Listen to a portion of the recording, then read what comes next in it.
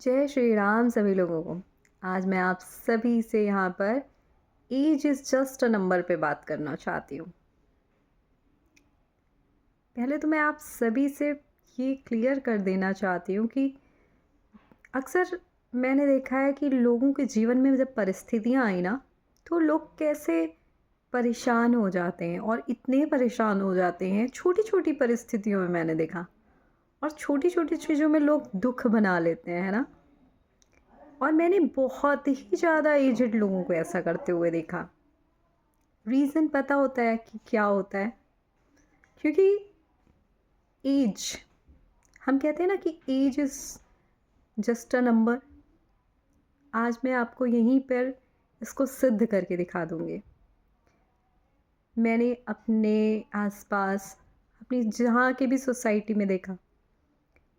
मैं most of the people को जब देखती हूँ तो मैं यही देखती हूँ कि वो जीवन भर इसी माया के जाल में बंधे रह जाते हैं, राग द्वेष में बंधे रह जाते हैं और जीवन के सच को समझे बगैर, आत्मज्ञान को जाने बगैर, जो हमारे लिए अच्छा होता है हम उससे राग रख लेते हैं और जो हमारे लिए बुरा होता है हम उससे द्वेष रखते हैं।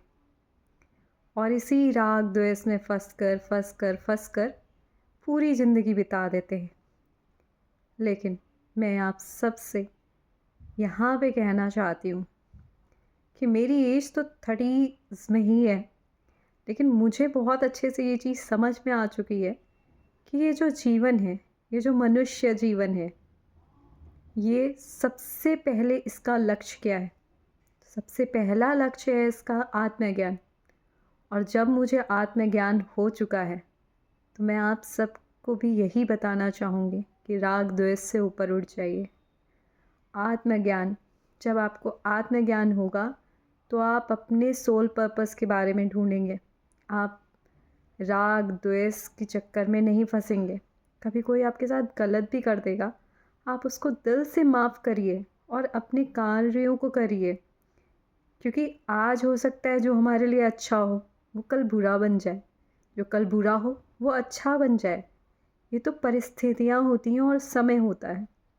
अब मैंने एक चीज़ कही थी यहाँ पे, age is just a number. मैंने इवन अपने घर में तक देखा, इवन अपनी सोसाइटी में देखा, लोग बहुत एज के हो जाते हैं लेकिन वो राग द्वेष से ऊपर नहीं उठ पाते। वो सिर्फ़ और सिर्फ on the basis of circumstances that they calculate कि रा, राग और द्वेष के बेसिस पे वो कैलकुलेट करते रहते हैं ज़िंदगी को। लेकिन सच पूछा जाए तो ये मनुष्य जीवन पता है क्यों मिला है? अगर आप जीवन में कुछ भी नहीं कर पाए हैं अभी तक, अगर आप कुछ बहुत बड़ा करना चाहते थे या फिर आप नहीं करना चाहते थे, आपकी लाइफ में चीज़ें बहुत वर्स्ट भी हैं और बहुत वर्स्ट तो होती ही नहीं है। प्रभु सबको कहीं ना कहीं बैलेंस करके देते हैं, है ना। मैं तो यही मानती हूँ, प्रभु अगर कुछ देंगे तो कुछ नहीं देंगे, ठीक है। बैलेंस ऑलवेज, प्रभु बैलेंस करके रखते हैं। वो तो हम ही होते हैं जो अपनी आँखों पे पर्दा डाल लेते हैं और बोलते हैं कितना अंधेरा है, कितना अंधेरा है, कितना अंधेरा है। लेकिन क्योंकि हमें उजाला हम देखने के आदी ही नहीं होते हैं, हमें वो नहीं दिखता जो हमारे पास है, हमें वो दिखता है जो हमारे पास नहीं है। अक्सर ह्यूमन नेचर कहा जाता है ना, मनुष्य उसकी कदर करता है जो उसके पास नहीं है, उसकी कदर नहीं करता जो उसके पास है। यही सत्य है। लेकिन मनुष्य कभी अपने आप को समझने की कोशिश नहीं करता। जो जीवात्मा, जो संत पुरुष, चाहे गृहस्थ हो, चाहे विरक्त हो, चाहे वैराग्य में हो, लेकिन जब उन्हें ये पता चल गया है कि हमें ये मनुष्य जीवन सबसे पहले आत्मा और परमात्मा के ज्ञान को जानने के लिए मिल गया है, तो वो राग द्वेष से ऊपर उड़ जाते हैं। अन्यथा वो इसी राग द्वेष में फंसकर जीवन को जी डालते हैं और पूरी ज़िंदगी, और जो हम कहते हैं ना age is just a number, वो सत्य सिद्ध हो जाता है। मृत्यु कब आ जाएगी उन्हें 80 में और 85 में नहीं पता। लेकिन होता है ना, सोसाइटी में लोग कहते हैं कि बड़े लोगों को ही सब कुछ पता होता है। नहीं, हो सकता है कि आध्यात्मिक ज्ञान की वजह से किसी आपके कम एज के भी किसी को बहुत कुछ पता चल गया हो। तो जब उसको पता चल गया है तो आप उसकी भी बातें सुनिए, क्योंकि कहते हैं ना कि नारायण किस रूप में बैठ के आपको गाइड कर रहे होंगे आपको नहीं पता। संकेतों पे बात होती है। नारायण जी किस रूप में आके आपको संकेत दे रहे होंगे आपको नहीं पता, और शायद उन संकेतों से आप जन्म और मृत्यु के जन्म और मृत्यु के कर्म बंधनों से मुक्त हो जाएं और मोक्ष के द्वार को समझ पाएं।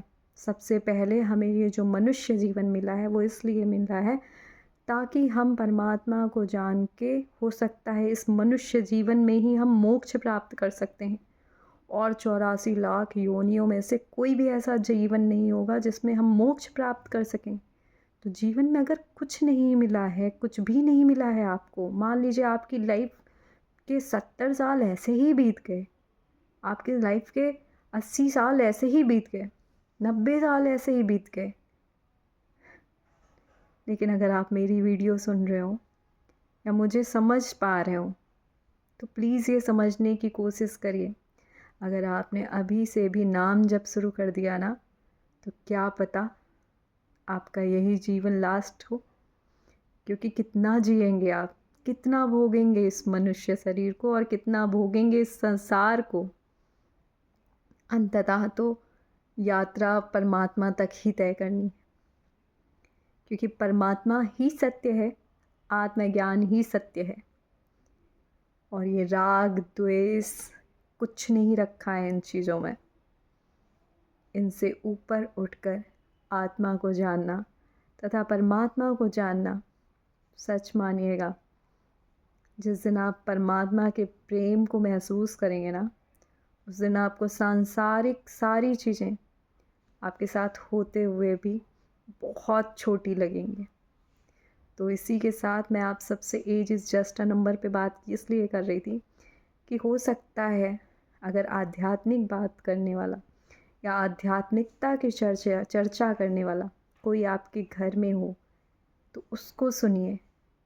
अगर वो कम भी एज का है तो उससे सुनिए, क्योंकि उसको सुनने से हो सकता है आपकी आत्मा जो अभी तक जागृत ना हो पाई हो वो जागृत हो जाए। क्योंकि परमात्मा ने तो समय तय कर रखा है, और समय हमारे पास ही, हम परमात्मा का हाथ कब छोड़ते हैं। सबके जीवन में वो समय आता है, कभी ना कभी परिस्थितियाँ आती हैं जब हम ये मान लेते हैं कि परमात्मा हमारी सुन ही नहीं रहे हैं, क्योंकि हम अपने सुख की इच्छा कर रहे होते हैं। हमें अपने सुख की इच्छा है ही क्यों, आप ये बताइए, क्यों है हमें अपने सुख की इच्छा। परमात्मा ने हमें जन्म दिया है, वो सोचेगा ना हमारे लिए क्या अच्छा है बुरा है। और सही मानिएगा, जिस दिन आप आत्मज्ञान करके परमात्मा से जुड़ जाएंगे ना, आनंद ही आनंद है वहाँ पर। अगर प्रेमानंद महाराज जी को आप लोग देखें, 2 किडनी फेल होने के बाद वो ऐसा प्रवचन कैसे दे पा रहे हैं। परमात्मा का प्यार, परमात्मा का प्रेम, और कौन से एविडेंस चाहिए, और ना जाने ऐसे कितने एविडेंस होते हैं। और जीता जागता उदाहरण तो मैं खुद का भी अपना दे सकती हूँ कि जब भी मैं पूजा करती हूँ, और वैसे भी मुझे अभी जब मैं बोलती हूँ तो मुझे ऐसे लगता है परमात्मा आसपास, वैसे तो वो हमेशा ही पास रहते हैं, लेकिन ऐसा लगता है कि वो मेरी वाणी में स्वयं ही आके बोलते हैं। क्योंकि जब थोड़ी देर बाद मैं भी इस सांसारिक दुनिया में उलझती हूँ, उलझने इन द सेंस उतना तो नहीं उलझती हूँ, लेकिन जब भी मैं सांसारिक लोगों के साथ बैठती हूँ, फिर मैं जब अपने वीडियो सुनती हूँ तो मुझे लगता है उस टाइम परमात्मा ही शायद अंदर से बोल रहे थे। तो मैं बस आप सबसे यही कहना चाहूँगी, आत्मज्ञान की यात्रा पर निकलिए, और age is just a number. किसी भी एज का इंसान हो, अक्सर मैं आजकल बहुत संकेतों पर बिलीव करती हूँ, और जहाँ से कोई भी इंसान, किसी के मुख से भी अगर वो अच्छी बात कोई निकल रही होती वो मैं ले लेती हूँ। मुझे लगता है ये प्रभु का संकेत है। आप भी देखिए, आपके आसपास जो लोग भी कुछ अच्छा बोले ना, उसको ले लीजिए, वो प्रभु का संकेत होगा आपके जीवन के लिए। अपनी अंतरात्मा की आवाज़ को सुनिए, आत्मज्ञान की यात्रा पर निकलिए। और age is just a number, right. Spiritual awakening किसी बच्चे की भी हो सकती है। हमने सुना है ना, हमने उस बच्चे को भी देखा है ना, भागवत, वो जो वृंदावन में रहता है, बच्चों की भी वो स्पिरिचुअल अवेकनिंग हो जाती है बहुत ज़्यादा, बहुत टाइम पर, है ना, बहुत ही ज़्यादा। अभी मैं बोल रही हूँ ना, मेरे को वो बच्चा याद आता है कि इतना छोटा बच्चा, और सोचिए उससे परमात्मा का ज्ञान पता है। ये है हमारे भारत के संस्कार। लेकिन आजकल क्या है, हम वो आपाधापी में ना, कि हमें सब कुछ मिल जाए, हमें सब कुछ मिल जाए, हमारे ही मतलब हमारे हमें सुख मिल रहा है तो सब कुछ है। लेकिन हम ये नहीं समझ पाते, सही यात्रा तो आत्मज्ञान की यात्रा है। सांसें हैं, इन सांसों का कोई भरोसा नहीं होता है, कोई भी भरोसा नहीं है। तो आत्मज्ञान की यात्रा पे निकलिए। किसी भी एज का इंसान कुछ भी बोले, उसके संकेतों को सुनिए। हो सकता है नारायण किस रूप में आपको कौन सा संकेत दे रहे हो, आपको नहीं पता। और परमात्मा को जानिए। जिस दिन परमात्मा से आपका सही में लगाव होगा, ऐसा नहीं कि मतलब हम परमात्मा के, जब आपको लगे, वो एनर्जीज महसूस होती हैं, तब आप परमात्मा से एकदम सही मायने में जुड़ेंगे। परमात्मा को सिर्फ और सिर्फ श्रद्धा चाहिए, सिर्फ और सिर्फ प्रेम चाहिए, सच्चा प्रेम।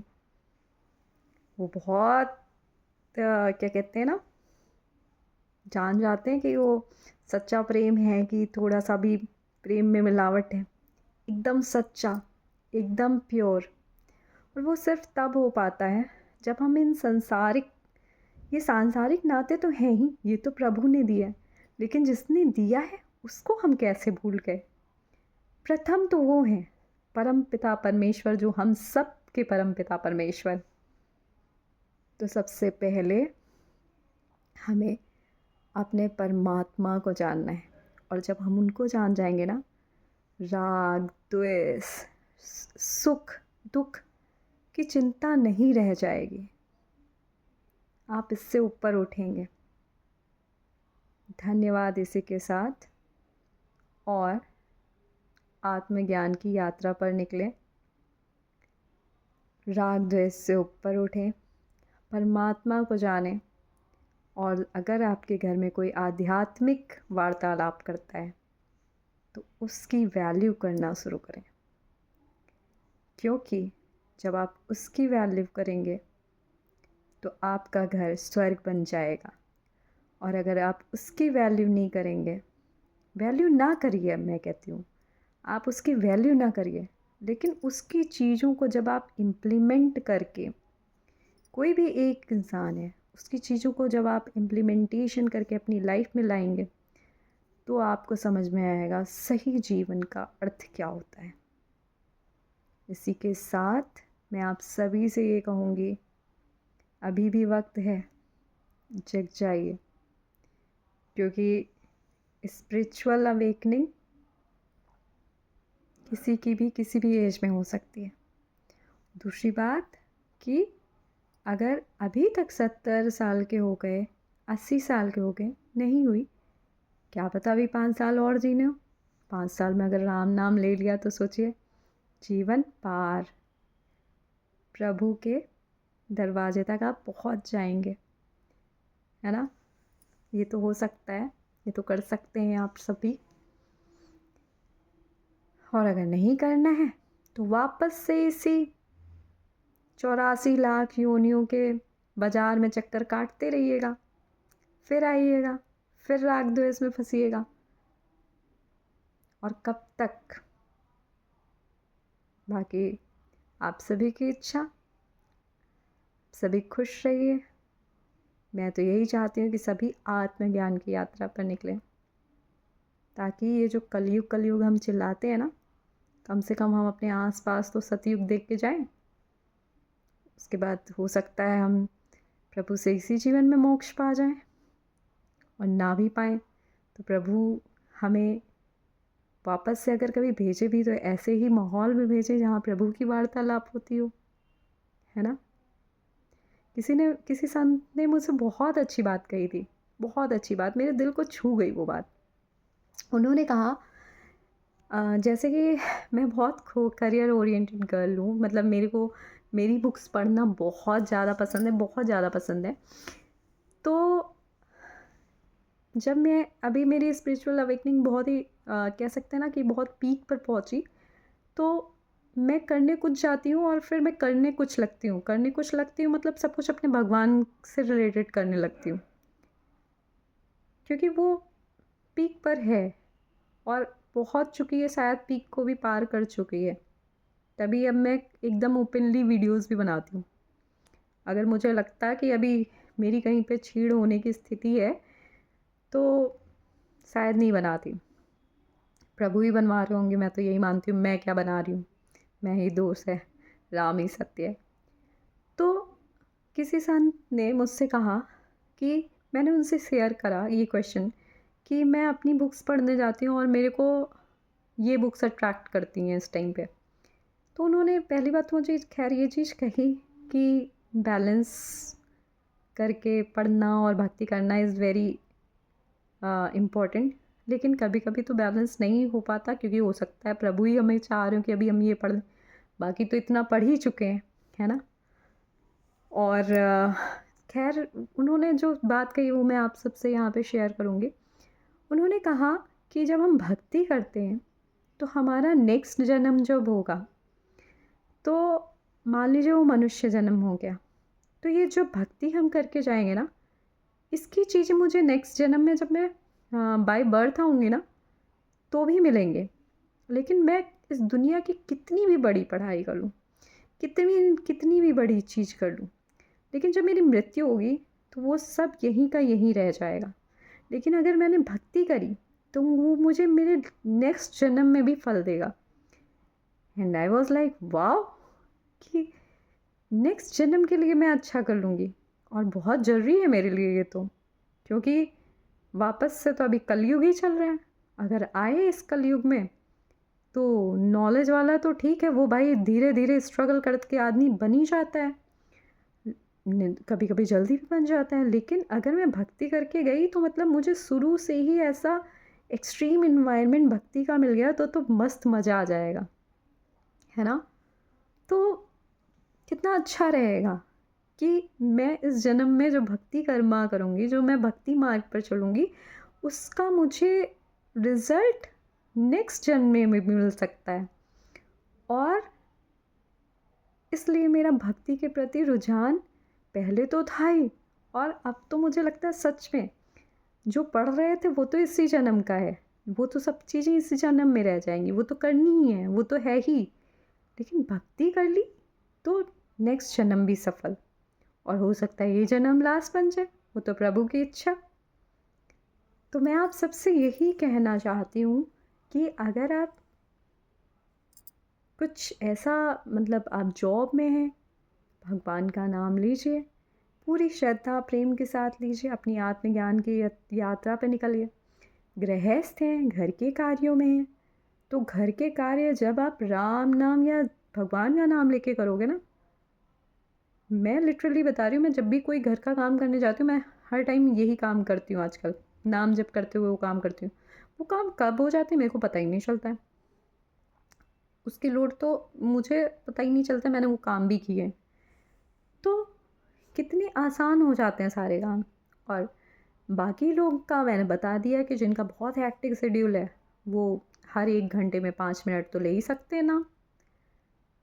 और जब आप पूरी श्रद्धा के साथ 5 मिनट भी लेंगे ना अगर हर 1 घंटे में, वो भी बहुत अच्छा रिज़ल्ट देगा। तो इसी के साथ आत्मज्ञान की यात्रा पे निकलिए, परमात्मा को जानिए, राग द्वेष से बिल्कुल ऊपर उठ जाइए, और सुख दुख से आप 90% सुख दुख आपके ख़त्म हो जाएंगे अगर राग द्वेष ख़त्म हो गया। क्योंकि मानिए ना मानिए हर जगह मैं राग और द्वेष ही देख रही हूँ, चाहे कितनी भी अपर सोसाइटी में भी जाइए, एलॉन मस्क की बेटी को ही देख लीजिए आप, वो भी राग द्वेष में फंसी हुई है। मतलब मैं तो हर जगह ये देखती हूँ कि मतलब ऐसी चीज़ें हैं, चाहे आप कुछ भी कर लो, कहीं भी जाओ, ये सब चीज़ें हैं। तो सबसे पहले ये जानिए कि हम कहाँ से आए हैं, और हमारे भारत में तो ये सब चीज़ें होनी ही नहीं चाहिए, राग द्वेष। और ये कब नहीं होगा? जब हम अपने आत्मज्ञान की यात्रा पर निकलेंगे, जो योग की यात्रा थी। भूल गए हम सब लोग पूर्वज हमारे क्या क्या करते थे। तो योग, ध्यान करिए। जब ध्यान करके आप परमात्मा से जुड़ेंगे, तब आपको आत्मज्ञान तो पहले मिल ही जाएगा ध्यान से, उससे ध्यान से आप परमात्मा से भी जुड़ जाएंगे। तो धन्यवाद इसी के साथ, और शुभ रात्रि आप सभी लोगों को।